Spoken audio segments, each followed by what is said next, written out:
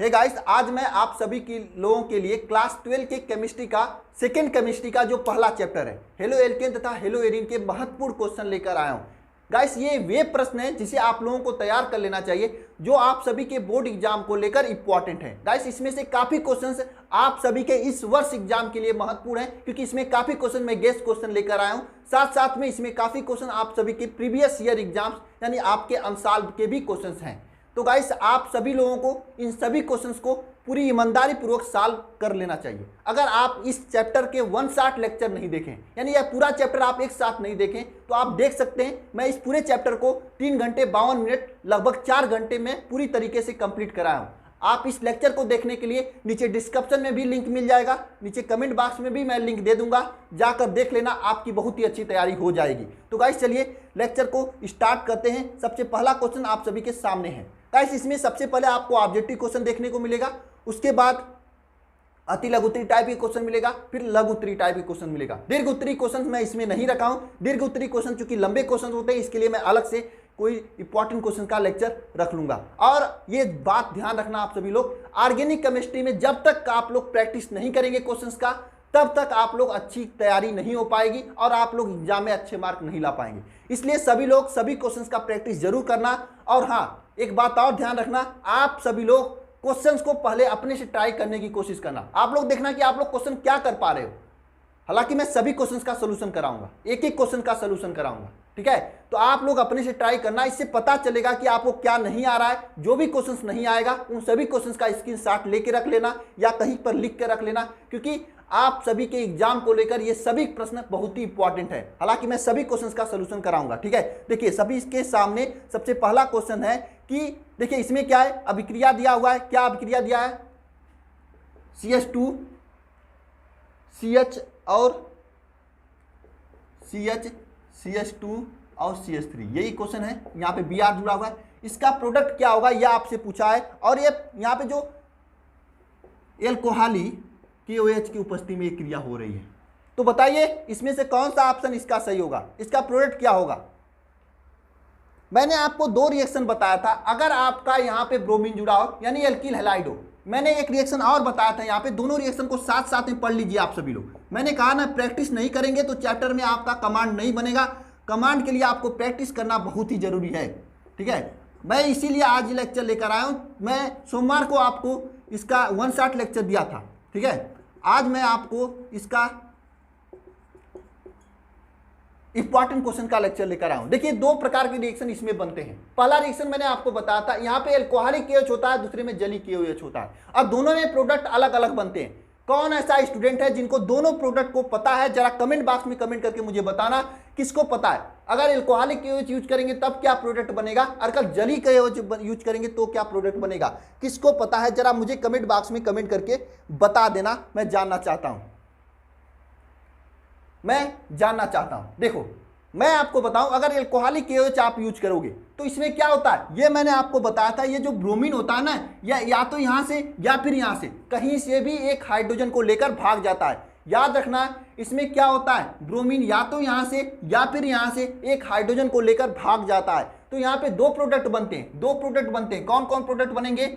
CH2 मान लेते हैं। पहले यहाँ पर आप यहाँ से जहाँ पे हाइड्रोजन की संख्या, यहाँ से आपके एक हाइड्रोजन को लेकर भागा, तो यहाँ पे एक प्रोडक्ट आपका ये बनता है, एक हाइड्रोजन को लेकर भागेगा। यहाँ पे 2 हाइड्रोजन है, इसमें से एक हाइड्रोजन लेकर भाग जाएगा और HBr बना लेगा। तो यहाँ पे एक ही हाइड्रोजन बचेगा और यहाँ पे डबल बॉन्ड CH2 CH3, एक तो ये प्रोडक्ट बनेगा। दूसरा प्रोडक्ट मान लेते हैं हाइड्रोजन को यहाँ से लेकर भागता है, तब आपका दूसरा प्रोडक्ट ये बनेगा CH2 CH double bond CH3।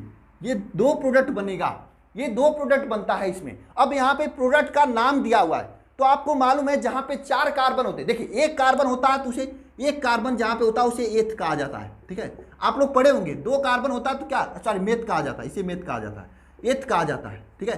3 carbon होता है तो क्या कहा जाता है, 4 कार्बन होता है तो क्या कहा जाता है, आप लोग पढ़े होंगे। 4 कार्बन होता है तो ब्यूट कहा जाता है। याद रख लेना, मैंने कहा था ना, जब मैं क्वेश्चंस का प्रैक्टिस कराऊंगा तो आपको एक एक क्वेश्चन याद हो जाएंगे। अभी आप टेंशन मत लेना, आप अभी याद, आपको क्या रखना है कि 4 कार्बन होता है उसे ब्यूट कहा जाता है। क्या कहा जाता है, ब्यूट कहा जाता है। तो यहाँ पे 4 कार्बन है तो ब्यूट है, लेकिन यहाँ पे ब्यूट चारों में दिया है। यहाँ पे तो ब्यूट चारों में दिया है, तो कौन सा ऑप्शन सही होगा? मैंने आप यहाँ पे देखिए पहला ऑप्शन में दिया है आपका प्रोपीन, लेकिन यहाँ पे तो 4 कार्बन है, 4 कार्बन तो ब्यूट कहा जाता है, यहाँ पे प्रोपीन लिखा है, पहला ऑप्शन गलत हो जाएगा। दूसरे ऑप्शन में लिखा है ब्यूटीन। अब जरा सोचना, मैंने आपको बताया था जहां पर भी आपके सिंगल बांड होते हैं वहां पर एन लगा होता है, जैसे ब्यूटेन, ब्यूटेन होगा, ठीक है। अब जहां पे डबल बांड होता है वहां पे ब्यूटीन होगा, जहां पे ट्रिपल बांड होगा वहां पे क्या होगा? ब्यूटाइन होगा। मैंने आपको बताया था ना, एन लगता है कब? जब सिंगल बांड होता है। 2 लगता है कब? जब ब्यूटीन होता है। मैंने आपको ये बताया था, देखो इसमें क्या होता है, मैंने आपको क्या बताया था, यहाँ पे ये इस तरह से 2 पाई खींची होती है, मतलब 2 होगा। ये 2017 का पूछा हुआ क्वेश्चन है, मतलब यहाँ पे 2 लाइन खींची हुई है और 2 लाइन यहाँ पे देखिए 2 बांड, यहाँ पे 2 बांड, मतलब यह ब्यूटीन बनेगा, यानी अल्कोहलिक एओएच की उपस्थिति में क्या बनेगा? ब्यूटीन बनेगा। सेकंड ऑप्शन सही होगा। बहुत ही इजी क्वेश्चन था, जिन्होंने लेक्चर को ध्यानपूर्वक लिया होगा उन्होंने कर लिया होगा, जो लेक्चर को नहीं ध्यानपूर्वक लिए होंगे वो नहीं कर पाएंगे। सर लेकिन जब जली केओएच होता है तो क्या होता है, जरा मुझे यह बता दो। ये भी बात सही है, ये भी बताना चाहिए मुझे कि जली केओएच यूज करते हैं तब क्या प्रोडक्ट बनता है। ध्यान देना सभी लोग, अगर जली केओएच यहाँ पे मैं यूज करता हूं, जब जली केओएच यूज करता हूं, मैंने 2 रिएक्शन बताया, एक तो एल्कोहलिक केओएच वाला, एल्कोहलिक केओएच करते हैं तो वहां पे हाइड्रोजन को लेकर बगल वाले से हाइड्रोजन से उधार लेकर भाग जाता है। अगर वहां पे जली केओएच यूज कर दें, बस जली केओएच, एल्कोहलिक केओएच की जगह जली केओएच यूज कर दें तो क्या होता है, ये जो आपका पोटेशियम है इस हाइड्रोजन के साथ में क्रिया कर लेता है, जब क्रिया करके KBr बना लेता है। अब बचता है यहाँ पे OH बेचारा अकेले, क्या करेगा? यहाँ पे जगह खाली है, OH बेचारा आके यहाँ पे बैठ जाता है। और प्रोडक्ट क्या बनेगा अगर जली KOH लिखेंगे तो CH2 CHOH CH2 CH3। इस तरह से क्वेश्चन पूछा जाता है, इसलिए क्वेश्चन के साथ क्वेश्चन की तैयारी करोगे तो बढ़िया होगा। तो यहाँ पे आपका 2 रिएक्शन तैयार हुआ। अगर आपका यहीं पे एल्कोहलिक केओएच होगा तो यहाँ पे डबल बांड आ जाएगा, डबल बांड यहाँ पर भी आ सकता है, यहाँ पर भी आ सकता है, ठीक है। यहाँ पे आपका डबल बांड आ जाएगा। अगर वहीं पे जली केओएच यूज करेंगे तो यहाँ पे OH आ जाएगा, ठीक है। तो आपको ध्यान रखने योग्य बात है कि एल्कोहलिक केओएच दिया है या जली केओएच दिया है।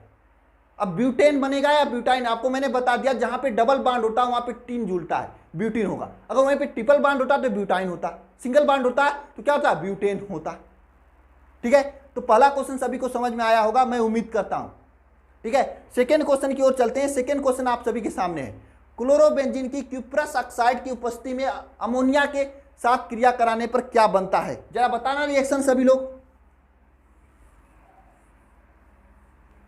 जरा बताना सभी लोग रिएक्शन को। तो क्लोरोबेंजीन को क्यूप्रस ऑक्साइड की उपस्थिति में अमोनिया के साथ क्रिया कराने पर, सबसे पहली बात क्लोरोबेंजीन क्या होता है? यही क्लोरोबेंजीन है, क्लोरोबेंजीन, ये क्लोरोबेंजीन है। इसका अमोनिया के साथ क्रिया कराना है क्यूप्रस ऑक्साइड की उपस्थिति में,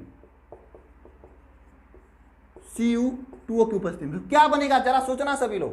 देखो मैंने आपको क्या बताया था, जहां पर भी आपको Na मिले, जब बताया था मैंने पोटेशियम मिले और कुछ भी कोई धातु मिले, Ag मिले या हाइड्रोजन मिले या कोई भी धातु मिले, तो 90% क्या करोगे? उस धातु को खोजोगे, यहाँ जैसे हाइड्रोजन है उस धातु को निकालोगे जहां पर भी क्लोरीन ब्रोमीन आयोडीन मतलब X मिले। X का मतलब क्या? क्लोरीन मिल सकता है, ब्रोमीन मिल सकता है, आयोडीन हो सकता, क्लोरीन हो सकता है, कोई भी हो सकता है।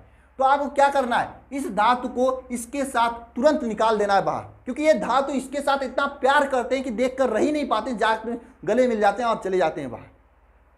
तो वही यहाँ पे करना, आपको यहाँ पे क्या करना है ये तो मैंने आपको बता दिया, ठीक है। यहाँ पे क्या प्रोडक्ट बनेगा? यहाँ पे ये हाइड्रोजन, 2 हाइड्रोजन है, इसमें से एक हाइड्रोजन निकलेगा और यह इसके साथ क्रिया कर लेगा, -Cl बाहर निकाल दिया। अब यहाँ पे बचेगा आपका, क्या बचेगा? NH2 बचेगा, NH2, क्योंकि 3 हाइड्रोजन था, एक हाइड्रोजन निकल चुका है तो यहाँ पे NH2 बचेगा। यह बेचारा NH2 अकेले है और यहाँ पे जगह खाली है तो आकर यहाँ पे बैठ जाएगा, यहाँ पे NH2 हो जाएगा और इस प्रोडक्ट को कहा जाता है एनिलीन। तो यहाँ पे ऑप्शन कौन सा सही होगा? एनिलीन, ऑप्शन नंबर बी सही होगा, ठीक है। तो याद कैसे करोगे? जहां पर भी हाइड्रोजन होता है या इसमें से कोई भी तत्व होता है, कोई भी धातु होता है, वह हमेशा क्लोरीन ब्रोमीन आयोडीन कोई भी हो उसके साथ तुरंत क्रिया कर लेता है, जो बचा हुआ है वो बाद में क्रिया करता है। तो आपको पता होना चाहिए, इसे कहा जाता है एनिलीन। नाम याद नहीं याद है तो इसे लिख लीजिए, याद कर लीजिए सभी है। अब इसमें एक ऑप्शन दिया है फिनाल। फिनाल का सूत्र क्या होता है मालूम है आपको? ये फिनाल का सूत्र होता है, OH, यहाँ पे OH जुड़ जाएगा तो इसे फिनाल कहेंगे। यहाँ पे ये NH2 जुड़ेगा तो इसे एनिलीन कहेंगे। यहाँ पे बेंजीन दिया ऑप्शन, बेंजीन का भी सूत्र देख लीजिए, बेंजीन का सूत्र ये होता है, इसे बेंजीन कहा जाता है। ये बेंजीन है, ये क्या है, बेंजीन है। मैंने कहा था ना रिएक्शन पढ़िए पहले, मैं आपको एक एक चीजों का नाम याद करा दूंगा। बेंजोइक अम्ल, एक ऑप्शन दिया है बेंजोइक अम्ल, तो बेंजोइक अम्ल का भी ऑप्शन फार्मूला देख लीजिए। बेंजोइक अम्ल, अगर मैं ये बेंजीन बनाकर यहाँ पे COOH जोड़ दें, इसे कहा जाता है बेंजोइक अम्ल। इसे क्या कहा जाता है, बेंजोइक अम्ल। इसे क्या कहा जाता है, फिनाल कहा जाता है। और इसे क्या कहा जाता है, एनिलीन कहा जाता है। ये चारों का नाम लिख लेना, 4 नाम आपको यहाँ पे तैयार हो जाएंगे। देखिए यहाँ पर एक क्वेश्चन के जरिए हम लोग काफी क्वेश्चन सीख रहे हैं। चलिए सेकेंड क्वेश्चन चलते हैं, थर्ड क्वेश्चन। एल्कोहलिक KOH की उपस्थिति में किसी मिश्रण में क्रिया कराने पर एमीन परीक्षण किया जाता है। क्या पूछा है भाई,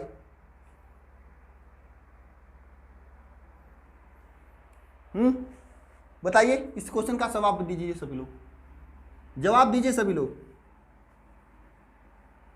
क्या पूछा है, मैंने कहा था ना, जब तक आप इस चैप्टर का प्रैक्टिस नहीं करेंगे तब तक एग्जाम में एक भी क्वेश्चन हिला नहीं पाएंगे, क्योंकि क्वेश्चन ही ऐसा पूछता है। जब प्रैक्टिस करेंगे तो आपको पता चल जाएगा क्वेश्चन कैसे सोचना है। इसमें क्या पूछा है, इसमें कि एल्कोहलिक KOH की उपस्थिति में किसी मिश्रण के साथ में कार्बिल एमीन परीक्षण क्या होता है। देखिए कार्बिल एमीन अपक्रिया, ये क्वेश्चन है कार्बिल एमीन अपक्रिया से। और कार्बिल एमीन अपक्रिया मैंने आपको इस चैप्टर में नहीं पढ़ाया हूं, क्योंकि मुझे मालूम है कार्बिल एमीन अपक्रिया आपको दोबारा पढ़ने को मिलेगा जब नाइट्रोजन युक्त यौगिक पढ़ाऊंगा तब, ठीक है। तो इस क्वेश्चन को मैं छोड़ देता हूं। हालांकि जिन्होंने क्वेश्चन को कर लिया, बहुत ही बेहतरीन आपकी तैयारी चल रही है, इसी तरह से आप लोग तैयारी करते रहना, बहुत ही अच्छा परसेंटेज आएगा। मैया सरस्वती माँ शारदे आपकी मेहनत का फल जरूर आपको देंगी, ठीक है।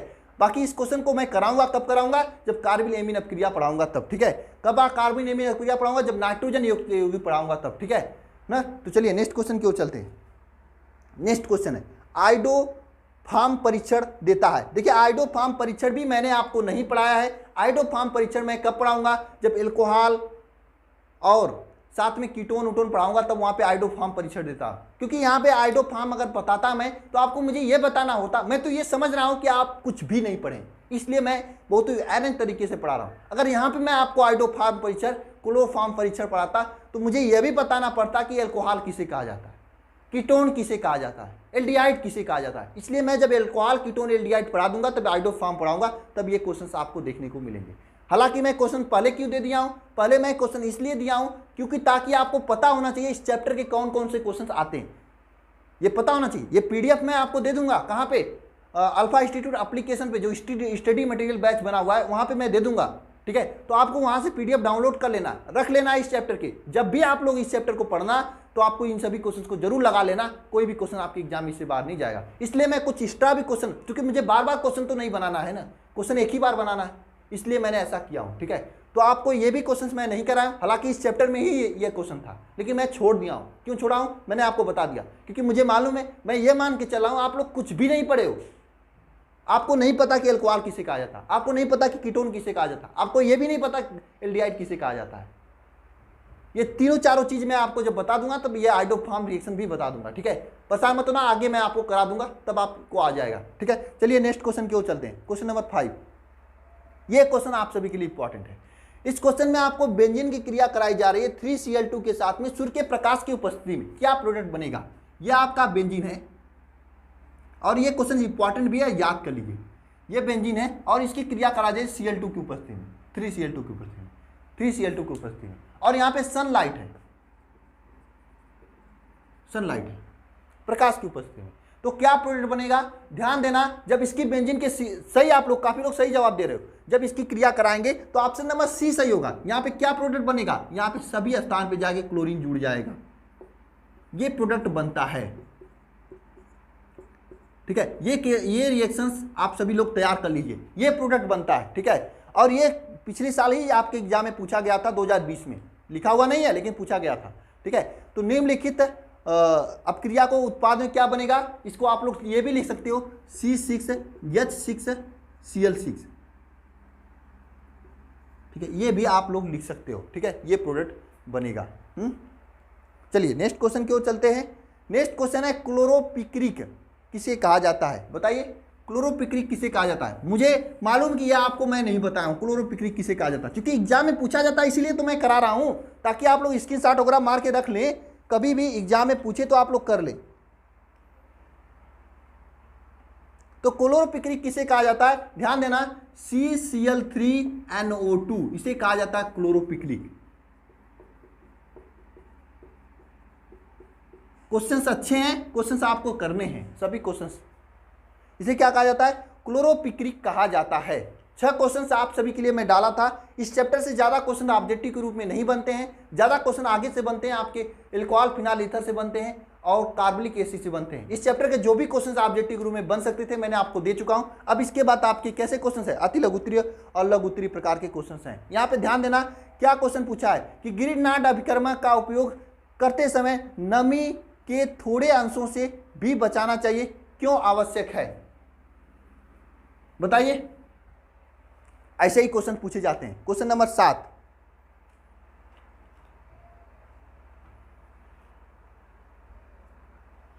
एक बार सभी लोग अपने से ट्राई कीजिए, उसके बाद मैं आपको बताऊंगा।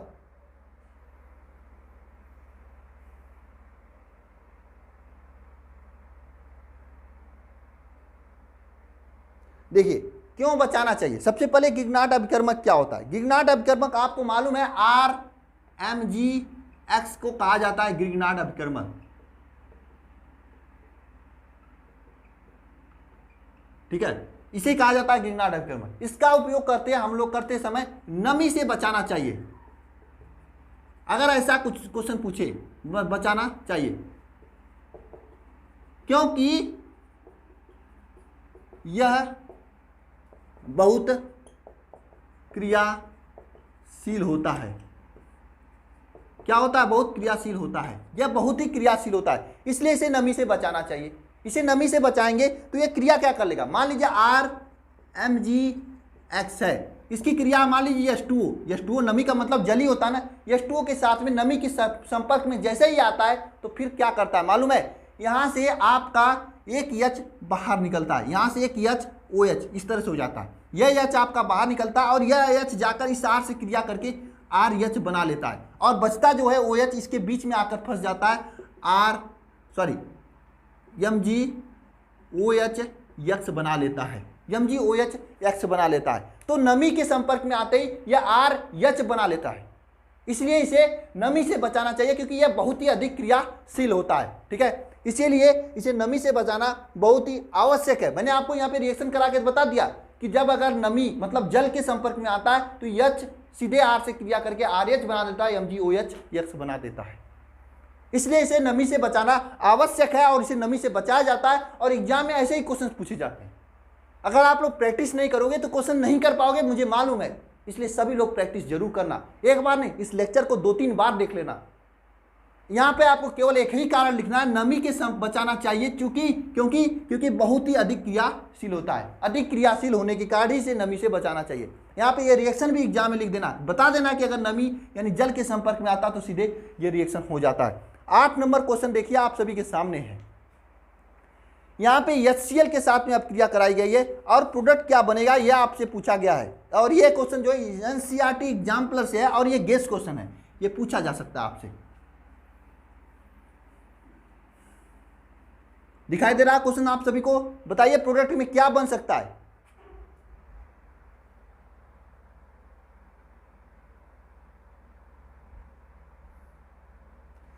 यहां पे आपके मार्कोनी चाचा का नियम लगेगा। मार्कोनी चाचा का नियम लगेगा, 2 प्रोडक्ट बनेगा। क्या? 2 प्रोडक्ट बनेगा। कैसे बनेगा प्रोडक्ट? देखो CH3 है, ठीक है, CH2 है,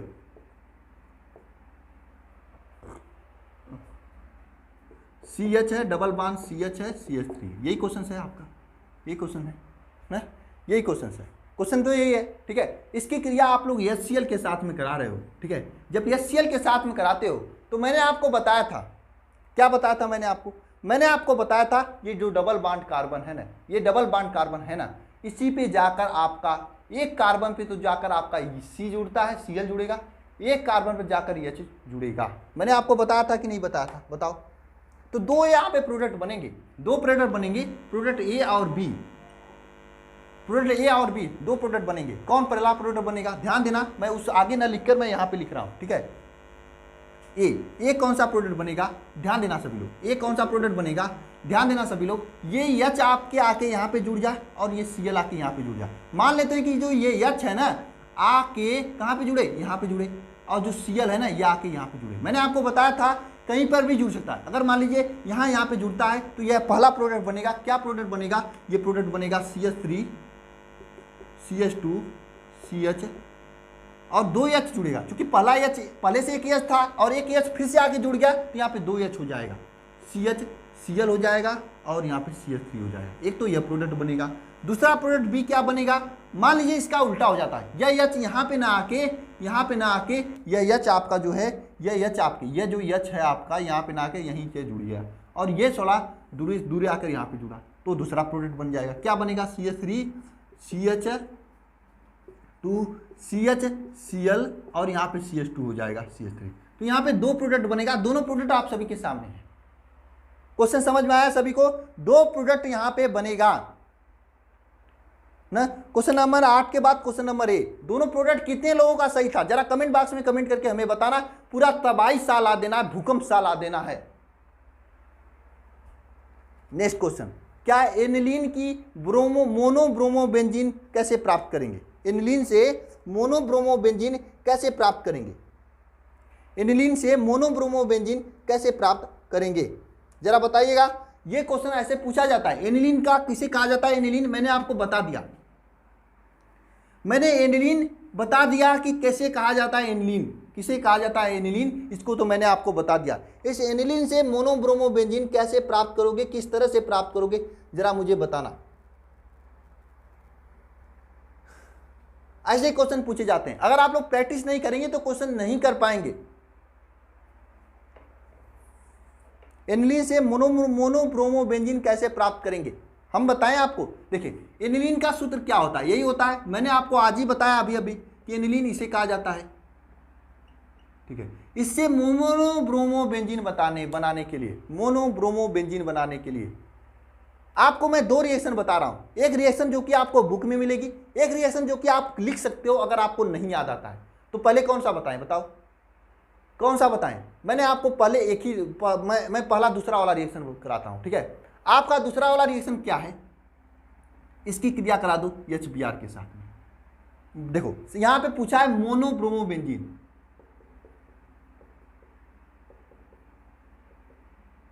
ये बनाना।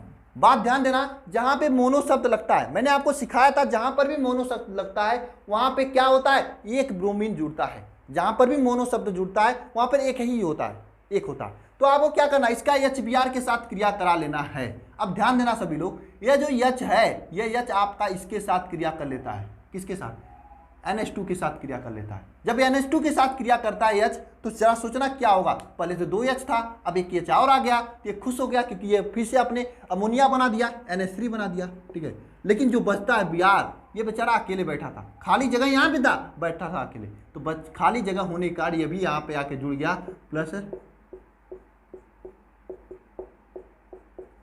इस तरह से Br हो गया। इसे कहा जाता है मोनोब्रोमोबेंजीन, मोनोब्रोमोबेंजीन, इसे क्या कहा जाता है, मोनोब्रोमोबेंजीन कहा जाता है। यह आपका मोनोब्रोमोबेंजीन है, यह आपका क्या है, मोनोब्रोमोबेंजीन है, इसे कहा जाता है मोनोब्रोमोबेंजीन। तो एनिलीन से मोनोब्रोमोबेंजीन बनाने का एक यह अपक्रिया है। और एक और अपक्रिया है, एक और अपक्रिया है जिसमें आप लोग गाटरमैन अपक्रिया का यूज करते हो, सेंडमायर अपक्रिया का यूज करते हो। इस एनिलीन की क्रिया आप लोग कराते हो। आप दोनों रिएक्शन याद कर लीजिए, जो भी आपके एग्जाम में आए आप लिख सकते हो। और ये जो मैं रिएक्शन बताया हूँ, ये रिएक्शन आपको ज़्यादा किताब में नहीं मिलेगी, ये रिएक्शन आपको मैं ही बताया हूँ। देखो यह आपका एनिलीन है, इस एनिलीन की क्रिया आपको सबसे पहले करानी है किसके साथ में, सबसे पहले करानी है आपकी किसके साथ में, डायजोनीकरण कराना है, यानी इसकी क्रिया कराना है NaNO2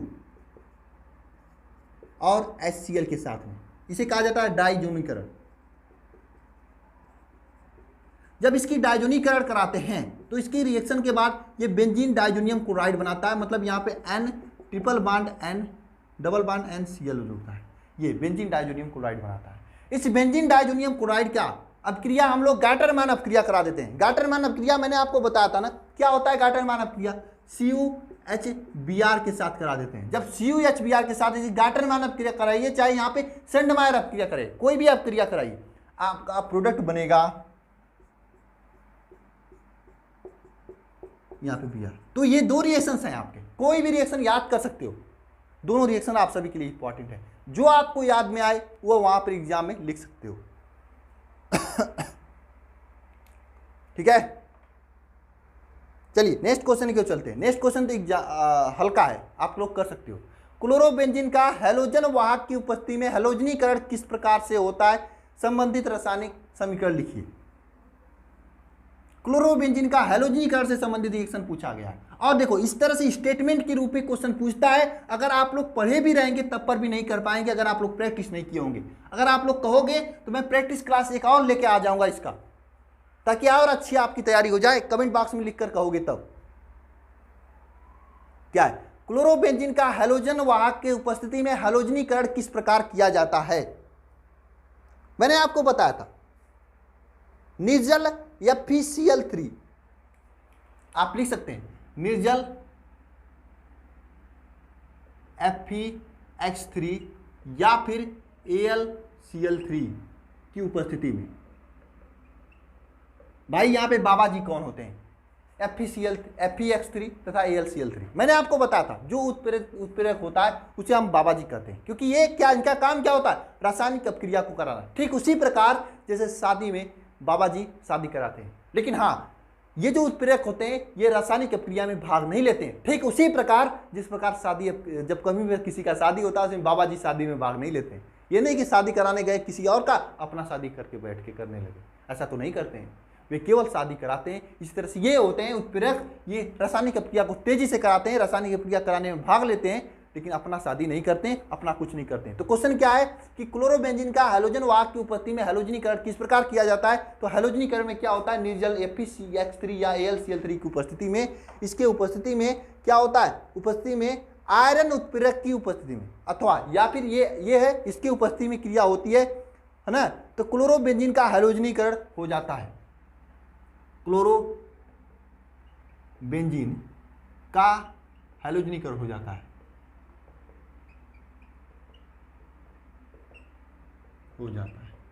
अब ध्यान देना, अब रिएक्शन कैसे होगा ध्यान देना सभी लोग। यह आपका क्लोरोबेंजीन है,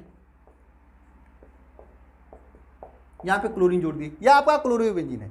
इस क्लोरोबेंजीन की क्रिया आपका ध्यान देना, यहां पे FeX3 या फिर AlCl3 कोई भी लिख सकते हो। ठीक है, इसके उपस्थिति में हम करा रहे हैं, किसके साथ करा रहे हैं, हैलोजन के साथ करा रहे हैं। हैलोजन का मतलब X करा रहे हैं, S के साथ में, जिसे आप लोग हैलोजन कहोगे, हैलोजन के साथ करा रहे हैं। जब इसकी क्रिया हैलोजन के साथ करा रहे हैं तो यक्स आके जुड़ेगा। कहां पे जुड़ेगा, मैंने आपको बताया था, याद रखना, कुछ यक्स जो है इसके पास वाले पे जुड़ेंगे, इस तरह से कोविड-19 का पालन करेंगे, कोविड-19 का पालन करेंगे, कुछ यक्स यहाँ पे जुड़ेंगे और कुछ यक्स इसके दूर वाले पे जुड़ेंगे। कोविड-19 का पालन नहीं करें, मतलब ये करेंगे, ये करेंगे और वे नहीं करेंगे। बात यह आती है, ये यक्स आके क्लोरीन से पूछता है कहाँ बैठे भाई, वो कहा पूरा जगह खाली, कहीं पे आके बैठ जाओ। लेकिन फिर ये कहता है यक्स, याद कर लेता अपने प्रधानमंत्री श्री नरेंद्र मोदी जी को, उनके नियम को पालन करता है, कोविड-19 के नियम को पालन करता है। कोविड-19 के नियम को पालन करते हुए क्या करता है, कुछ लोग तो, सबसे अधिकतम लोग यहाँ पे आके बैठते हैं, अधिकतम लोग। एक 2 गज दूरी है जरूरी, 2 गज दूरी है जरूरी। क्या है यार, मार्क्स है जरूरी, कैसा क्या था, तो यहाँ पे 2 गज दूरी के दूर जाके बैठते हैं। जबकि बाकी लोग बचे हुए थे, कुछ लोग ऐसे कमीने टाइप के थे जो कोविड-19 के नियम को पालन नहीं करते। कम लोग, ऐसे नहीं, 100 में से बहुत कम लोग, 20-22% लोग, 20-22 लोग, अधिकतम लोग यहाँ पे आके बैठते थे। तो ये 2 प्रोडक्ट हैलोजनीकरण में बनता है। कैसे बनता है मैंने आपको समझा दिया। या तो कुछ लोग यहाँ पे आके बैठेंगे, कुछ लोग यहाँ पे बैठेंगे, कोविड-19 का जो पालन करेंगे दूर आके बैठेंगे, और अधिकतम लोग यहाँ पे जाके बैठेंगे, कम लोग यहाँ पे बैठेंगे। और मैं आपको बता दूं, कोई ग्रुप यहाँ पे जुड़ा हो, जैसे मान लीजिए यहाँ पे आपका Cl जुड़ा हो, तो इस Cl के सापेक्ष इस पोजीशन को आर्थो कहा जाता है, इस पोजीशन को पैरा कहा जाता है, या इसे मेटा कहा जाता है। सिमिलरली इस साइड भी इसे आर्थो कहा जाएगा, इसको पैरा कहा जाएगा। मतलब इसके पास वाले को आर्थो कहा जाएगा, दूर वाले को पैरा, और सबसे दूर वाले को मेटा कहा जाएगा। ठीक है, तो ये याद करने का ट्रिक है कोविड-19 का। कहाँ कहाँ बैठते हैं, एक तो पास में आके बैठ जाता है, एक क्या होता है, एक जगह छोड़कर 1.5 फीट दूरी छोड़कर, 1.5 फीट की दूरी छोड़कर दूर जाके बैठता है। ठीक है, ये मैं ट्रिक बनाया हूँ याद करने के लिए। ठीक है, 10 क्वेश्चन हो गया, 11 क्वेश्चन पढ़िए सभी लोग। क्वेश्चन पढ़िए, बेंजील क्लोराइड से एन डाई मेथिल फेनिल या मेथिनेमील की निर्माण कैसे करते हैं, रासायनिक अभिक्रिया लिखिए। अब भाई साहब ये क्वेश्चन 2019 में पूछा गया था और क्वेश्चन इंपॉर्टेंट है आप सभी के लिए, ठीक है। तो इस क्वेश्चन को याद करना पड़ेगा, रिएक्शन तो है, याद करना ही पड़ेगा। मैं सीधी सीधी बात बता रहा हूँ, मैं क्लास इसलिए ले रहा हूँ ताकि क्वेश्चन आपको याद हो जाए, क्योंकि ये सभी क्वेश्चंस इंपॉर्टेंट हैं, आपके एग्जाम में पूछे जाते हैं। अगर आप नहीं याद करोगे तो एग्जाम में छोड़ के आओगे, कितना भी चैप्टर पढ़े हो। मैं कह रहा हूँ आप जरा सोचो, आप सभी लोग आपके ऑफलाइन कोचिंग में क्या होता है, जहाँ पे भी करते हो। मैं तो कहता हूँ ऑफलाइन कोचिंग यार टाइम वेस्ट है, टाइम वेस्ट है ऑफलाइन कोचिंग। वहाँ पे केवल चैप्टर पढ़ा देंगे, इतना प्रैक्टिस कराते हैं क्या क्वेश्चन का, 11 क्वेश्चन, 30 क्वेश्चन, 25 क्वेश्चन की प्रैक्टिस कराते हैं क्या। अगर नहीं करोगे प्रैक्टिस तो नहीं आएगा परसेंटेज, इतना जान लेना। ऑर्गेनिक केमिस्ट्री के क्वेश्चन सही कर ही नहीं सकते हो, 2-4 क्वेश्चन कर लोगे उतनी बड़ी बात है, वो भी करोगे तो लांग वाला 60 वाला कर ही नहीं पाओगे। तो पढ़ना इस क्वेश्चन को पढ़ना, बेंजील क्लोराइड से एन डाई मेथिल फेनिल मेथनामीन कैसे निर्माण किया जाता है। ध्यान देना, बेंजील क्लोराइड किसे कहा जाता है, मैंने आपको बताया था 2 प्रकार का प्रोडक्ट होता है। यहां पे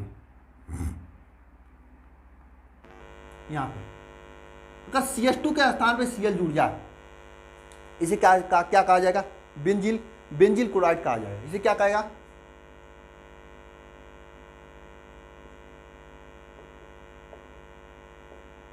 इसे बेंजील क्लोराइड कहा जाता है, ठीक है। बेंजील क्लोराइड किसे कहा जाता है, अगर CH2 के बगल में Cl यहाँ पे जुड़ता है तो इसे बेंजील क्लोराइड कहा जाता है। इस बेंजील क्लोराइड की क्रिया, अगर इसे एन डाई मेथिल फेनिल मेथनामीन प्राप्त करना है तो इसकी क्रिया हम लोग 2 प्रकार से कराते हैं। एक बार इसकी क्रिया किससे कराते हैं, NHCH3 ट्वाइस से कराते हैं, NHCH3 ट्वाइस से कराते हैं। जब NHCH3 ट्वाइस से कराएंगे तो मुझे बताना नहीं पड़ना चाहिए, मुझे यह समझाना नहीं पड़ना चाहिए कि क्या होने वाला है यहाँ पे, क्या होगा और क्या होने वाला है यहाँ पे, मुझे यह बताना नहीं पड़ना चाहिए, ठीक है। 1 मिनट रुकिएगा। तो ध्यान देना सभी लोग, यहाँ पे क्या होने वाला है, ध्यान देना सभी लोग। देखो इसके साथ क्रिया कराएंगे तो यहाँ पे क्या होगा, यह Cl को लेकर चला जाएगा, यह Cl को लेकर चला जाएगा, ये किसको लेकर चला जाएगा, Cl को लेकर चला जाएगा, ठीक है। ये किसको लेकर चला जाएगा, Cl को लेकर चला जाएगा। और यहाँ पर आपका एक तरह से प्रोडक्ट बनेगा। क्या प्रोडक्ट बनेगा सर, ये प्रोडक्ट बनेगा। ध्यान देना सभी लोग, प्रोडक्ट क्या बनेगा और आपको याद करना पड़ेगा ये रिएक्शन, 2-4-5 बार लिखना। वैसे आप याद मत करना, मैं 2-3 बार आपको प्रैक्टिस करा दूंगा, बार बार ला दूंगा, ये क्वेश्चन आपके सामने आपका याद हो जाएगा, ठीक है। ये ध्यान देना, यहाँ पे क्या होगा, ये ध्यान देना आपका, यहाँ पे क्या होगा, C बनेगा। ये C तो होगा आपका, C तो होगा ही, लेकिन C के साथ में, इस C के साथ में आपका जुड़ जाएगा ऑक्सीजन, ठीक है। यहाँ पे N हो जाएगा और N के साथ में 2 CH2 ग्रुप जुड़ा ही है आपका, ये 2 CH2 जुड़ा ही रहेगा, CH3 ट्वाइस, ये आपका जुड़ा ही रहेगा। लेकिन यहाँ पे एन डाई मेथिल एमीन प्राप्त करना है आपको, ठीक है। एन डाई मेथिल एमीन प्राप्त करना है तो हम लोग क्या करेंगे, इसका अपचयन करा देंगे। इसका अपचयन कराएंगे लिथियम LiNH4 के साथ में, इसका अपचयन कराएंगे। इसका जब अपचयन कराएंगे तो आपका प्रोडक्ट क्या बनेगा, ध्यान देना सभी लोग, प्रोडक्ट क्या बनेगा, प्रोडक्ट बनेगा आपका, इसे याद ही करना पड़ेगा, इसका मैकेनिज्म बताने लगूंगा तो बड़ा हो जाएगा, ठीक है। CHNCH3 ट्वाइस, ये प्रोडक्ट बनेगा, CHNCH3 ट्वाइस, ये प्रोडक्ट आपका बनेगा। इसे कहा जाता है एन डाई मेथिल एमीन। इसे क्या कहा जाता है, एन डाई मेथिल एमीन। इसे क्या कहा जाता है, एन डाई मेथिल एमीन। समझ में आया, इसे हम लोग क्या कहते हैं, एन डाई मेथिल एमीन कहते हैं, ठीक है। इसे क्या कहते हैं, एन डाई मेथिल फेनिल मेथलामीन कहते हैं, ठीक है। इसे यह प्रोडक्ट का नाम कहा जाता है ना, समझ में आया। अब मेरे पास 2 ऑप्शन था, इस क्वेश्चन को मैं छोड़ भी सकता था, अगर मैं छोड़ दिया होता तो आपको क्या पता कि ये क्वेश्चन पूछा जाएगा, मैं छोड़ सकता था। अगर आपको ये लगता कि सर जो पढ़ा रहे हैं समझ में आ रहा है, लेकिन मैं जानता हूं कि ये क्वेश्चन पूछा गया था 2019 में, 21 में पूछा जा सकता है, 22 में पूछा जा सकता है, आपके एग्जाम में पूछा जा सकता है, ये मैं जानता था, इसलिए मैंने इस क्वेश्चन को लिया यहाँ पे। अगर आपको नहीं याद हो रहा तो आपके पास ऑप्शन है, आप छोड़ सकते हैं, लेकिन मेरे तरफ से कुछ नहीं छूटना चाहिए, मैं ये मानता हूँ। चूंकि 2-4 रिएक्शन ऐसे होते हैं जो कि आपको याद करना ही पड़ेगा, ये ऑर्गेनिक केमिस्ट्री है भैया। अगर यहाँ पे इसका कंसेप्ट समझाना चाहूंगा तो मैं समझा सकता हूँ, मुझे आता है, इस रिएक्शन को मैं याद नहीं किया हूँ, मैं समझा सकता हूँ इसका कंसेप्ट, लेकिन नहीं समझाऊंगा, क्योंकि इसे समझाने में 30-35 मिनट फालतू के लग जाएंगे, आखिर लास्ट में आप याद ही करोगे। ठीक है, कंसेप्ट क्लियर नहीं होंगे आपके। ठीक है, बात समझ में आ रही है? तो आपको यह क्वेश्चन तैयार कर लेना है, याद कर लेना। मैं हट जा रहा हूं, स्क्रीनशॉट ले लेना सभी लोग। हो गया? चलिए नेक्स्ट क्वेश्चन की ओर चलते हैं। नेक्स्ट क्वेश्चन देखिए कितना बड़ा क्वेश्चन है। आपको लग रहा है ना बहुत ही इजी क्वेश्चन है। क्वेश्चन को पढ़िए सभी लोग, ये बहुत ही इजी क्वेश्चन है। जब वही बड़ा क्वेश्चन आपको ऑर्गेनिक केमिस्ट्री में आए तो आप समझ लेना इजी क्वेश्चन है, क्योंकि ये आपको देखने में बड़ा लगता है, होता नहीं है। ठीक है, होता नहीं है। पढ़िए क्वेश्चन को। सोडियम तीनों क्वेश्चन मैं पढ़ के सुना रहा हूं। देखिए ये क्वेश्चन 14, 16, 18 में पूछा गया था, 19, 20 में नहीं पूछा गया था। आपके एग्जाम में पूछा जा सकता है। क्या है? सोडियम का एक एवं यौगिक ए परस्पर अपक्रिया करके एथेन बनाते हैं। ए का क्या नाम है? समीकरण भी लिखिए। यह है पूछा। सोडियम का यौगिक ए के साथ परस्पर अपक्रिया होती है और एथेन प्राप्त होता है। ए का संरचनात्मक सूत्र लिखिए। सूक्ष्म ईथर की उपस्थिति में सोडियम एक यौगिक बनाता है, यौगिक ए बनाता है, जो 2 मोल परस्पर अपक्रिया करके एथेन प्राप्त होता है। यौगिक ए का क्या है? समीकरण लिखिए। ये आपसे क्या पूछ रहा है? जरा सोचना, यह आपसे क्या पूछ रहा है? यह आपसे पूछ रहा है, मैं पहले क्वेश्चन को देखता हूं। अगर मान लीजिए 2014 वाला आपसे क्वेश्चन पूछ दिया गया तो पूछ क्या रहा? सोडियम एक यौगिक ए के साथ में, एक सोडियम है आपका एक यौगिक ए के साथ में क्रिया कर रहा है। सोडियम आपके यौगिक ए के साथ में क्रिया कर रहा है और क्रिया करके क्या प्रोडक्ट बना रहा है? जरा सोचना।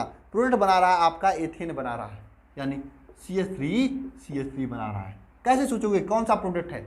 ये याद रखना जहां पर भी सोडियम आ जाता है, ये सोडियम आ जाता है, वो भी अकेले। सोडियम क्लोराइड की बात मैं नहीं कर रहा हूं, NaCl की बात मैं नहीं कर रहा हूं भाई, केवल मैं सोडियम की बात कर रहा हूं। जहां पर भी सोडियम अकेले आ जाता है वहां पर भी आपकी ऊर्ध्व अपक्रिया होती है। और यह अपक्रिया कौन सी अपक्रिया होगी? ऊर्ध्व अपक्रिया होगी। जिसमें क्या होती है अपक्रिया? मालूम है आप लोगों की ऊर्ध्व अपक्रिया में क्या होता है? जरा बताना, ऊर्ध्व अपक्रिया में क्या अपक्रिया होती है? ऊर्ध्व अपक्रिया। अब अगर आपको मैं, जरा सोचना, अगर मैं आपको, कुछ लोग कहते हैं सर सिलेबस, जरा सोचो जरा सभी लोग, अगर मैं आपको उस सब क्रिया तो पढ़ा दिया था, इस ऐसे क्वेश्चंस नहीं दिखाता, नहीं बताता मैं, और second chapter alcohol phenyl ether शुरू कर देता, तो क्या आप लोग ऐसे क्वेश्चंस कर सकते हो? नहीं कर पाओगे। अगर आप जानोगे नहीं क्वेश्चन कैसे बनता है तो कैसे कर पाओगे? तो मैं चाहता हूं कि आपको ईमानदारी से पढ़ाई करो, कोई तेजी तवाजी नहीं, सीधी सी बात है। जो चीजें हैं उन चीजों को दूं। अगर आपकी एग्जाम में लेवल यह है तो आपको यहां तक ले जाऊं, यहां तक नहीं चलाऊं। भले ही आपको थोड़ा सा कष्ट हो, थोड़ा सा समझने में दिक्कत हो, लेकिन समझना पड़ेगा।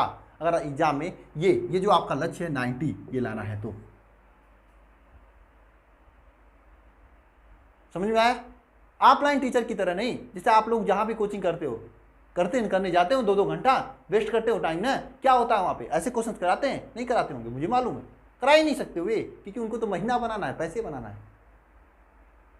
ठीक है, तो चलो क्वेश्चन को करते हैं। ऊर्ध्व अपक्रिया, ऐसे क्वेश्चन पूछा जाएगा जहां पे सोडियम होता है। ट्रिक यही है, जहां पे सोडियम की अपक्रिया हो और एथेन, मेथेन, बेथेन कुछ भी बने तो वहां पे ऊर्ध्व अपक्रिया होती है। और ऊर्ध्व अपक्रिया में क्या होता है मालूम है? 2 मोल आपका CH3X Na के साथ में क्रिया करते हैं, X CH3, ये Na के साथ में क्रिया करते हैं। जब Na के साथ में क्रिया करते हैं, वो भी किसकी उपस्थिति में? यहां पे मैं लिख रहा हूं शुष्क ईथर की उपस्थिति में। यह अपक्रिया मैं यहां पे नीचे लिख देता हूं, 1 मिनट। 2 मोल CH3X Na X CH3 के साथ में अपक्रिया करते हैं। जब अपक्रिया करते हैं किसकी उपस्थिति में? शुष्क ईथर की उपस्थिति में। अब याद रखना यहाँ पे शुष्क ईथर है, कोई गीला उला ईथर नहीं है। जब शुष्क ईथर की उपस्थिति में अपक्रिया करते हैं तो क्या प्रोडक्ट बनाते हैं? ये देखना, ये दोनों आपस में क्रिया करके निकल जाते हैं। ये 2 Na होता है, 2 NaX हो जाते हैं, प्लस CH3 ये प्रोडक्ट बनाता है, इसे एथेन कहा जाता है। अब यहाँ पे आई CH3 के जगह में C2H5 भी लिख सकते हो, कुछ भी लिख सकते हो XYZ, लेकिन याद रखना जहां पर भी ऐसा क्वेश्चन पूछे वहां पे सोडियम हो या शुष्क ईथर हो तो आप समझ लेना वहां पे कौन सा अपक्रिया होती है? ऊर्ध्व अपक्रिया होती है। और इस रिएक्शन को, इसको स्क्रीनशॉट मार के रख लेना मेरे भाई। बाकी ऊर्ध्व अपक्रिया को पढ़ लेना सभी लोग अच्छे से, इसका स्क्रीनशॉट मार लेना, क्योंकि ये एग्जाम में आता है और इंपॉर्टेंट है। फिर मत कहना कि मुझे बताया नहीं गया था। नेक्स्ट क्वेश्चन चलते हैं। नेक्स्ट क्वेश्चन है, पूछा गया सेंट मायर अपक्रिया पे टिप्पणी लिखिए। सेंट मायर अपक्रिया किसे कहा जाता है, ये पूछा है। देखो मैं स्टेटमेंट नहीं लिख रहा हूं, तो क्या आप लोग भी नहीं लिखोगे? नहीं लिखोगे आप लोग इस एग्जाम में स्टेटमेंट? नहीं लिखोगे ना तो मैं मारूंगा तमाचा, ये सुन लेना, मारता भी हूं मैं, मारने लायक काम करोगे। स्टेटमेंट वहां पे मैं लिखाया हूं, वहां पे लिख लेना। एग्जाम में बिना स्टेटमेंट लिख कर आओगे तो नंबर नहीं मिलेगा। मुझे जल्दी कराना है क्वेश्चन, इसलिए स्टेटमेंट नहीं लिखा रहा हूं, अपने से पढ़ लेना थोड़ा सा, ठीक है। चलिए पढ़िए, सेंट मायर अपक्रिया किसे कहते हैं? किसको किसको याद है सेंट मायर अपक्रिया किसे कहते हैं? क्या होता है जब बेंजीन डायजोनियम क्लोराइड की अपक्रिया, मैं लिखाई देता हूं भाई, मैं लिख देता हूं, नहीं तो आप लोग नहीं कर पाओगे। मैं लिख देता हूं स्टेटमेंट, एक मिनट रुकिए। सेंट मायर अपक्रिया, तो सेंट मायर अपक्रिया किसे कहा जाता है बताइए जरा। देखिए सेंट मायर अपक्रिया में क्या होता है, जब क्यूप्रिस लवण की उपस्थिति में, मैंने आपको बताया था क्यूप्रस लवण की उपस्थिति में, क्यूप्रस लवण की उपस्थिति में, जब क्यूप्रस लवण की उपस्थिति में, किसकी उपस्थिति में? क्यूप्रस लवण की उपस्थिति में नाभिक स्नेही ग्रुप, जैसे आपका हुआ मतलब X माइनस का मतलब क्या? Chlorine minus, bromine minus, iodine minus, आप Cn माइनस भी लिख सकते हो, ये यानी X माइनस ग्रुप जो होते हैं, ये Cn माइनस मत लेना, X माइनस ये या फिर Cn माइनस, ये सभी क्रिया करके क्या बनाते हैं?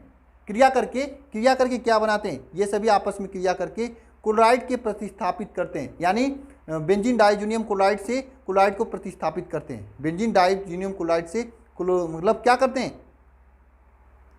क्लोराइड बनाते हैं, या फिर ब्रोमाइड, या ऐसे लिख सकते हो, क्रिया करके क्लोरोबेंजीन या फिर ब्रोमोबेंजीन, इसी तरह से आइडोबेंजीन या साइनोबेंजीन, मतलब ये सभी बनाते हैं या प्रतिस्थापित करते हैं। तो इस अपक्रिया को क्या कहते हैं? सेंट मायर अपक्रिया कहते हैं। रिएक्शन याद करना बहुत जरूरी है। देखिए बेंजीन डाइजोनियम क्लोराइड क्या होता है? ये बेंजीन डाइजोनियम क्लोराइड है, ये आपका बेंजीन डाइजोनियम क्लोराइड है, ये benzene diazonium chloride N2N double bond NCl minus, ये आपका बेंजीन डाइजोनियम क्लोराइड है। यह बेंजीन डाइजोनियम क्लोराइड, यह जो बेंजीन डाइजोनियम क्लोराइड है, इसकी अपक्रिया किसके साथ करानी है? मान लीजिए इसकी क्रिया आप करा रहे हो CuCl और HCl की उपस्थिति में, तो क्या बनाएगा? यह हट जाएगा। मैंने आपको बताया था सेंट मायर अपक्रिया, यह हट जाएगा और यहाँ पे Cl जुड़ जाएगा। ये मैंने आपको क्या क्लोरोबेंजीन बनाने की क्रिया में बताया था। ये तो आपका होता है, साथ में N2 बनता है, लेकिन साथ साथ में मान लीजिए आपकी क्रिया इस तरह से हो जाए, N triple double bond NCl minus, तो यहाँ पर आपका CuCl और HBr, इसके साथ में मान लीजिए क्रिया करा दिया जाए, HBr सॉरी ये Cl नहीं, ये भी Br हो जाए, तो क्या होगा? क्लोरीन की जगह ब्रोमीन जुड़ जाएगा, यही तो होगा। ज़्यादा घबराने की जरूरत थोड़ी ना, ये ब्रोमीन जुड़ जाएगा प्लस N2, ये बन जाएगा। अब यही क्रिया मान लेते हैं, यही क्रिया आपका सिमिलरली एक रिएक्शन से आप कई रिएक्शन याद कर सकते हैं। N triple double bond Cl, ये बेंजीन डाइजोनियम क्लोराइड है, इसकी क्रिया मान लेते हैं हम लोग किसके साथ कराएं? CuCN और HCN की उपस्थिति में, तो क्या होगा? साइनो ग्रुप बन जुड़ जाएगा, यहाँ पे Cl जुड़ जाएगा। तो इस पूरे अपक्रिया को क्या कहते हैं? सेंट मायर अपक्रिया कहते हैं। सेंट मायर अपक्रिया में क्या होता है? आप लोग स्टेटमेंट लिख सकते हो, क्यूप्रेस क्लोराइड की उपस्थिति में X मतलब इसके साथ अपक्रिया करके क्लोरोबेंजीन, ब्रोमोबेंजीन, साइनोबेंजीन, जो भी आप लिखना चाहते हैं लिख सकते हैं, और ये अपक्रिया होती है। ठीक है, चलिए क्वेश्चन नंबर नेक्स्ट है आपका, क्लोरोबेंजीन की हैलोजनीकरण, नाइट्रीकरण, सल्फोनीकरण और फ्रीडलकाट अपक्रिया का समीकरण लिखिए, रासायनिक समीकरण लिखिए। यह है इजी रिएक्शन है, कर सकते हो आप लोग ना। क्वेश्चन समझ में तो आ रहे हैं ना? क्वेश्चन वही है जो मैंने आपको पढ़ाए थे, लेकिन क्वेश्चन थोड़ा घुमा कर पूछा गया है। अब मैं आपको फ्रीडलकाट नहीं बताया था, कि नाइट्रीकरण नहीं बताया था, कि हैलोजनीकरण नहीं बताया था, लेकिन 3-4 रिएक्शन को एक साथ पूछ दिया है। आप लोग प्रैक्टिस करोगे तो बढ़िया रहेगा। क्लास लंबी नहीं हो रही है, क्वेश्चन मैं करा दूं, मेरे पास काफी क्वेश्चंस हैं, नहीं तो फिर अनेदा दूसरा क्लास लेना पड़ेगा मुझे अगले दिन।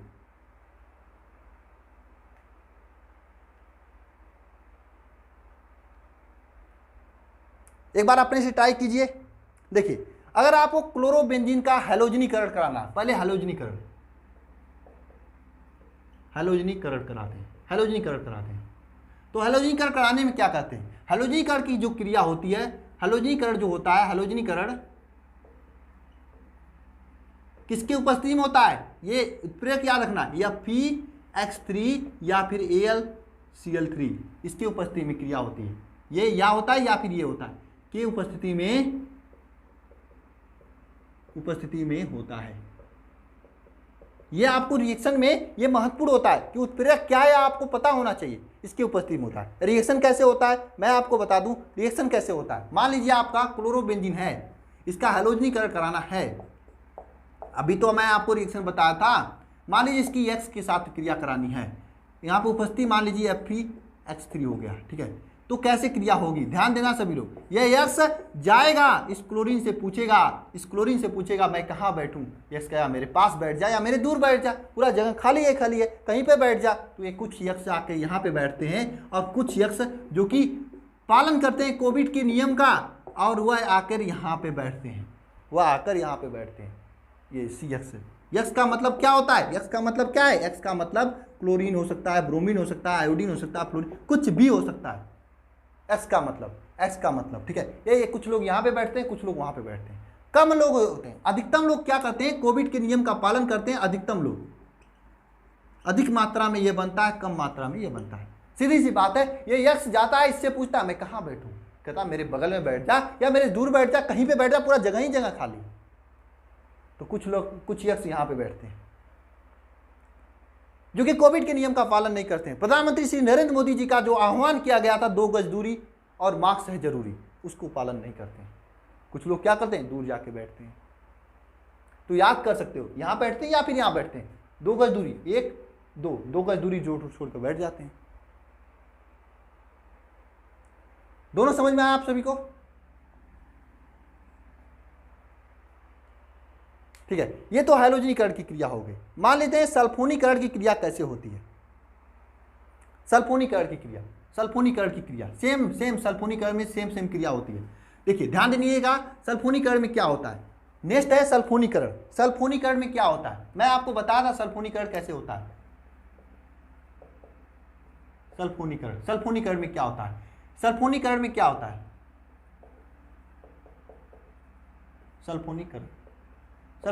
क्या होता है, इसकी क्रिया किससे कराते हैं, सांद्र H2SO4 के साथ में कराते हैं,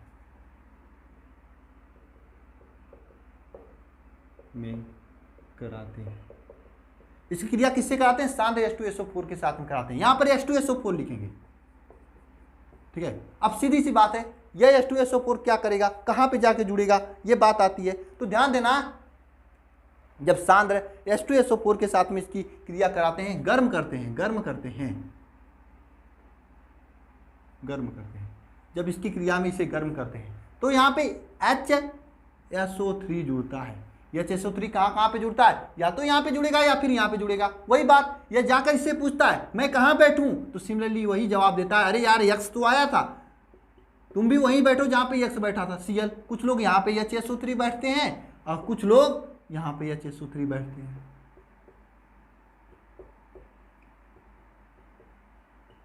कुछ लोग यहाँ पे बैठते हैं, कुछ लोग वहां पे बैठते हैं। ये अधिक मात्रा में बैठते हैं, यहाँ पे अधिक लोग जो है अधिक मात्रा में बैठते हैं। अधिक लोग आपके कोविड के नियम का पालन करते हैं, जबकि कम लोग यहाँ पे बैठते हैं,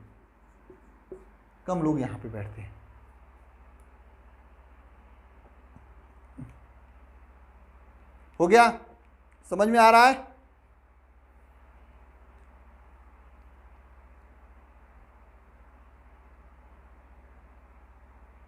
ना समझ में आ रहा है ना आप लोगों को,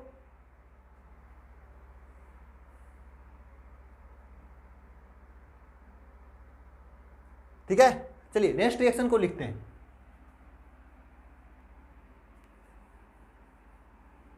नेक्स्ट रिएक्शन क्या है, पढ़िए। नेक्स्ट रिएक्शन यह है कि सल्फोनीकरण हो गया आपका फ्रीडल-क्राफ्ट एसिलाइजेशन, नहीं सल्फोनीकरण हो गया, नाइट्रीकरण बाकी है। नाइट्रीकरण देखिए, नाइट्रीकरण अब क्रिया कैसे होती है, नाइट्रीकरण, ये नाइट्रीकरण कैसे होता है, ध्यान देना। नाइट्रीकरण कैसे होता है, ध्यान देना सभी लोग, नाइट्रीकरण कैसे होता है, नाइट्रीकरण कैसे होता है? देखिए नाइट्रीकरण में हम लोग अपक्रिया कराते हैं किसके साथ में? सांद्र H2SO4 साथ साथ में प्लस होता है सांद्र HNO3, इसके साथ में अपक्रिया कराते हैं। अपक्रिया कैसे होती है मैंने आपको बताया था, समझाया था, लिखाया था। कब? क्लास में। यहाँ पे Cl जुड़ा होता है। इसकी क्रिया जब हम सांद्र H2SO4 प्लस HNO3 के साथ में कराएंगे तो क्रिया में क्या होगा? NO3 जाएगा। कौन जाएगा? NO2 जाएगा। NO2 जाएगा और ये NO2 इससे पूछेगा मैं कहाँ बैठूं? ये कहेगा या तो मेरे पास बैठ जा या दूर बैठ जा, सबकी तरह। तो ये भी उसी सेम ले जाके बैठता है। Cl यहाँ पे, कुछ लोग कुछ NO2 यहाँ पे बैठते हैं, कुछ NO2 आपके यहाँ पे बैठते हैं, कुछ NO2 यहाँ पे बैठते हैं, कुछ NO2 वहाँ पे बैठते हैं, कुछ पास में बैठते हैं, कुछ दूर बैठते हैं, कुछ पास में बैठते हैं, कुछ दूर बैठते हैं, कुछ NO2 वहाँ बैठते हैं, कुछ NO2 यहाँ बैठते हैं। अरे समझ में आ रहा है सभी को?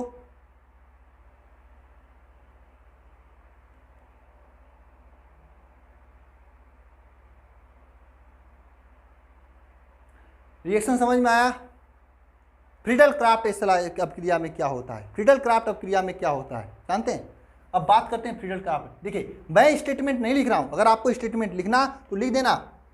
क्या लिखना? सांद्र HNO3 सांद्र H2SO4 के साथ अपक्रिया करके आर्थो पैरा नाइट्रोबेंजीन का मिश्रण देता है। देखिए मैं आपको बताया था, मैंने स्टार्टिंग में भी बताया, अभी फिर से मैं बता रहा हूं। ये आपका अगर कोई ग्रुप यहाँ पे जुड़ा हो, जैसे यहाँ पे Cl जुड़ा है, ये पोजीशन आर्थो कहलाता है, ये पैरा कहलाता है, ये मेटा कहलाता है। सिमिलरली ये पोजीशन आर्थो, ये पैरा और ये मेटा। ठीक है, तो ये आर्थो और पैरा नाइट्रोक्लोरोबेंजीन बनाता है। ठीक है, समझ में आया सभी को? चलिए नाइट्रीकरण के बाद आपका आता है नेक्स्ट अपक्रिया फ्रीडल क्राफ्ट अपक्रिया। एक एक रिएक्शन इंपॉर्टेंट है और एक एक रिएक्शन मैं करा रहा हूं। अब क्या है आपका फ्रीडल क्राफ्ट अपक्रिया?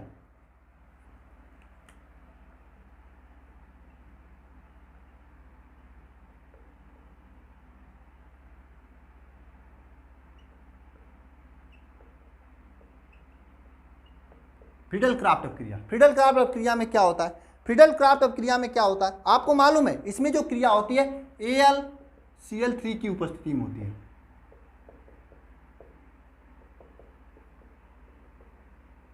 और किसके साथ होती है? CH3Cl के साथ में होती है।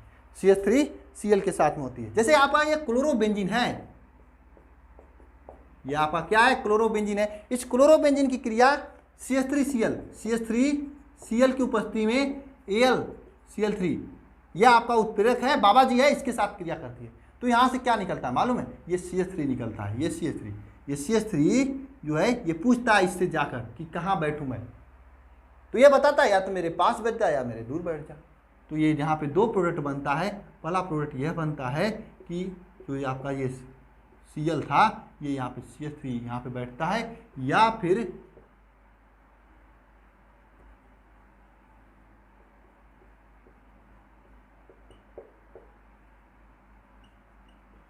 यहाँ पे बैठता है।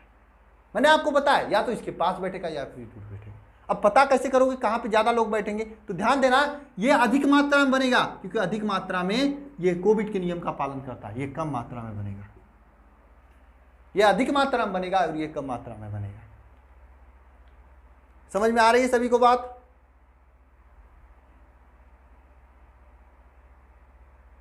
ठीक है, तो अब हम क्या करते हैं, आपका धीरे धीरे 1 घंटे 53 मिनट का करीब लेक्चर हो चुका है। आगे के क्वेश्चंस मैं दिखा देता हूं। क्वेश्चंस काफ़ी हैं मेरे पास, इसका पार्ट 2 बनाना पड़ेगा, क्योंकि कुछ लोग कह रहे हैं सर मैं जानता हूं रिएक्शन है, ज़्यादा डोज दे दूंगा तो दिमाग भ्रष्ट हो जाएगा, करप्ट हो जाएगा। ठीक है, तो मैं इसका पार्ट 2 बनाऊंगा। लेकिन हाँ, जाने से पहले आप सभी लोग नीचे कमेंट बॉक्स में कमेंट करना कि आपको कितने क्वेश्चन आ रहे थे, अच्छे से मजा आया कि नहीं आया, ये कमेंट बॉक्स में कमेंट करना। साथ में ये भी कमेंट कर देना मुझे पार्ट 2 कब लाना चाहिए, कल लाना चाहिए या 1 दिन बाद लाना चाहिए। कब तक आप सभी लोग इन सभी क्वेश्चंस को तैयार कर लोगे जितना मैंने आपको कराया? इसमें से काफ़ी क्वेश्चंस आपके तैयार थे, 2-3 क्वेश्चन होंगे जो नहीं तैयार थे। 2-3 क्वेश्चंस को भी मैं ला के दिखा दूंगा पार्ट 2 इसका। ठीक है, ये परीक्षा का तबाही है इसमें। ठीक है, चलिए 15 नंबर क्वेश्चन आप सभी के सामने है। मैं क्वेश्चन दिखा देता हूँ। 16 आप सभी के सामने, 17 आप सभी के सामने, 18 आप सभी के सामने, 19 आप सभी के सामने, 20 आप सभी के सामने है, 21, 22, 23, 24, 25, 25 तो बहुत बड़ा क्वेश्चन है इसमें, 26, 27, 28, 27 क्वेश्चन है। एक बार फिर से देख लीजिए सभी लोग क्वेश्चंस को, जो क्वेश्चंस अपने से कर सकते हो करना एक बार सभी लोग। देखिए 19 में पूछा गया क्वेश्चन है, 26, 25, 24, 23 ना, ये सभी क्वेश्चंस हैं। यहाँ तक मैं हम लोग कर चुके हैं, ठीक है। इसके पहले कौन कौन से क्वेश्चन पढ़े हैं ये भी देख लीजिए। सेंडमायर पढ़े हैं, ये पढ़े हैं, ये पढ़े हैं, ये पढ़े हैं, ये पढ़े हैं और ये पढ़े हैं, ठीक है। यहाँ तक हम लोग पढ़े हैं, ठीक है। नेक्स्ट पार्ट मैं जल्दी लेकर आऊँगा, आप लोगों के ऊपर डिपेंड करता है कि आप लोग कब कहोगे। टेलीग्राम पे भी बता देना, यहाँ पे भी बता देना कमेंट बॉक्स में, सर 1 दिन में 2 दिन में, जैसा कहोगे वैसा मैं ला दूंगा, ठीक है। मैक्सिमम लोग जो कहेंगे, ठीक है। तो क्वेश्चंस ऐसे आपके एग्जाम में पूछे जाते हैं। अगर आप लोग जितना पढ़ाई कर लें, क्वेश्चन की प्रैक्टिस नहीं करेंगे तो ऑर्गेनिक केमिस्ट्री में कभी नंबर नहीं ला पाएंगे। अब मेरे पास बहुत से क्वेश्चंस हैं, ये वे क्वेश्चंस हैं जो आप सभी को तैयार करना चाहिए। इसमें से काफ़ी क्वेश्चंस आपके प्रीवियस ईयर में पूछे गए क्वेश्चंस हैं और इस लेवल के क्वेश्चन पूछे जाते हैं। 1-2 रिएक्शन नहीं पूछे जाते, इस लेवल के क्वेश्चन पूछे जाते हैं, ठीक है। और क्वेश्चन का अगर आपको रिएक्शन याद रहेगा, मुझे मालूम है अगर आपको ये रिएक्शन याद रहेगा, आपको ये पता रहेगा किसकी उपस्थिति में क्रिया होती है और कौन क्रिया करता है, तो आप लोग स्टेटमेंट तो आसानी से लिख लोगे। स्टेटमेंट लिखने में आपको कोई परेशानी नहीं होनी चाहिए ना। चलिए, तो आज की इस लेक्चर में बस इतना ही। आप मिलते हैं नेक्स्ट लेक्चर में। सभी लोग मेहनत करना, खूब मेहनत करना, धूम धमाके मेहनत करना, क्योंकि ज़्यादा समय नहीं बचे, ठीक है। खूब मेहनत करना है ना। तो चलिए मिलते हैं नेक्स्ट लेक्चर में। सभी को बहुत बहुत धन्यवाद। हाँ, सभी क्वेश्चंस को एक बार अपने से फिर से देखना, क्योंकि रिएक्शन में हम लोग को रिस्क नहीं लेना है। रिएक्शन में रिस्क लेना ही नहीं है। रिएक्शन में रिस्क लेना बहुत ही बड़ी गलती हो सकती है हम लोगों की, ठीक है। क्योंकि एग्जाम में रिएक्शन पूछे जाते हैं और रिस्क लोगे नहीं, रिवीजन करोगे तो प्रॉब्लम होगी। अब आप लोग एक बार लेक्चर देख चुके हैं, दूसरी बार क्या करना, वैसी कान में ड्रिल लगा के देख लेना, सुन लेना जो मैं कह रहा था, चीज़ें आपको समझ में आ जाएंगी, रिपीट हो जाएंगी, ठीक है। लेकिन हाँ, दूसरी बार 1-2 दिन के बाद देखना है ना, तो इससे क्या होगा, याद हो जाएगा। और जो मैं इस चैप्टर का पढ़ाया था, अगर आपको रिएक्शन लग रहा है कि नहीं हो पा रहा है ना, तो आपको क्या करना, आप क्वेश्चन देख लियो कैसे कैसे आते हैं, तो आपको क्या करना है, जो मैं इस चैप्टर का जो 3 घंटे 3.5 कितने 4 घंटे का लगभग लेक्चर बनाया था, उसको भी एक बार देख लेना। घबराना मत, आएगा उसे एक बार देख लेना सभी लोग। उस लेक्चर को देख लोगे ना तो बढ़िया फ़ायदा होगा आपको। एक बार, अभी तो एक बार वैसे देखे थे, अब आप देखोगे, सोचोगे कैसे कैसे क्वेश्चन पूछे जाते हैं, तो तैयार होकर ध्यान से देखोगे ना, तो जितना बार आपको, इसीलिए तो मैं एक साथ दे रहा हूँ लेक्चर, ताकि आप जितना बार देख सको देखना। जैसे साइकिल से स्कूल जाते हो, मोबाइल लेकर अगर स्कूल जाते हो तो अच्छी बात है। अगर मान लीजिए कॉलेज जाना है आपको, तो कान में ड्रिल लगा लेना और सुनते हुए चले जाना, हो जाएगा। सुनोगे तो याद हो जाएगा, कोई ज़रूरत नहीं देखने का, एक बार देख चुके हो ना, सुनने से भी याद हो जाता है। कोई काम कर रहे हो, सुनना, याद हो जाना, याद हो जाएगा ना, ठीक है। इस तरह से मेहनत करोगे तो अच्छा रहेगा। लाओ मतलब आवाज़ तेज करके सुबह सुनना, जितना सुनोगे उतना ही ये तेज याद होगा रिएक्शंस। मैं पार्ट 2 लेकर आऊँगा इसका जल्दी, और साथ में मुझे एल्कोहल फिनाल ईथर भी लाना है। मैं सोच रहा हूँ इसका जितना भी क्वेश्चंस हैं मैं करा दूँ। इसके अभी ये केवल अति लघुत्तरी टाइप के क्वेश्चंस थे, इसके बाद लघु उत्तरी भी हैं और दीर्घ उत्तरी क्वेश्चन भी हैं, दोनों मुझे कराना है। तो जल्दी करना, सभी लोग तैयार जल्दी कर लेना इस सभी क्वेश्चन को ना। मैं क्वेश्चन को भी दिखा दिया हूँ, आप लोग देख चुके होंगे, अपने से भी ट्राई कर लेना क्वेश्चन कौन कौन से हैं, ठीक है। तो चलिए मिलते हैं नेक्स्ट लेक्चर में। सभी को बहुत बहुत धन्यवाद, थैंक यू।